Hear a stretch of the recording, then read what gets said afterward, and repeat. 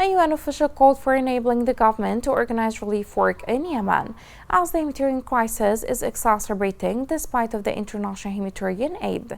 This report has more.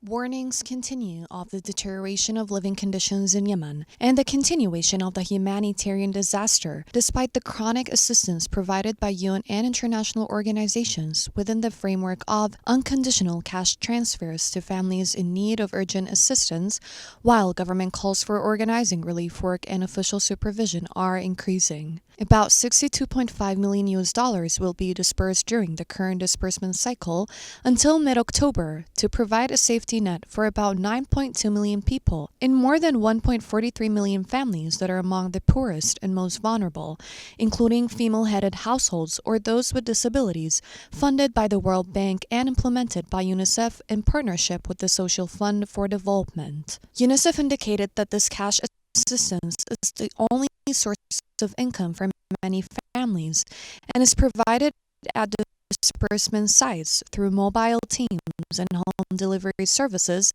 or through the pilot e-wallet program. Peter Hawkins, UNICEF representative in Yemen, said cash assistance is a critical lifeline for millions of vulnerable people who need urgent support. He said, "We hope that this direct cash assistance to families will meet the most urgent needs of all family members." In addition, head of the Official Relief Committee called on the Yemeni government to take serious steps to achieve a complete change in the course of relief and humanitarian work, and to be the one responsible for identifying the real needs through a specialized information center and to supervise the delivery of aid directly to those entitled to it. According to UNICEF, more than 80% of the population is suffering from poverty.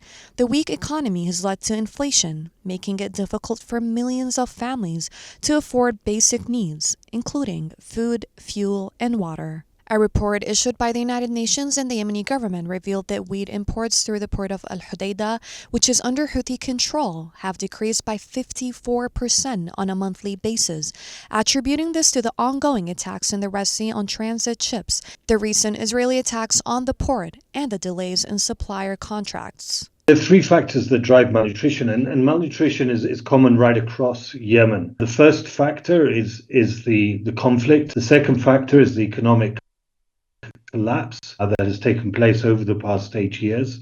But the third, I think, is critical, is the social division. People have moved around, their traditional livelihoods have been interrupted, the way that they have lived and worked has been problematic. At the end of the day, our job, UNICEF and the UN, is to ensure that the humanitarian imperative is delivered upon, that children get health care, that children's nutritional status is not compromised, that children are able to get food, that women, girls and boys are able to access literacy and numeracy learning opportunities so that they can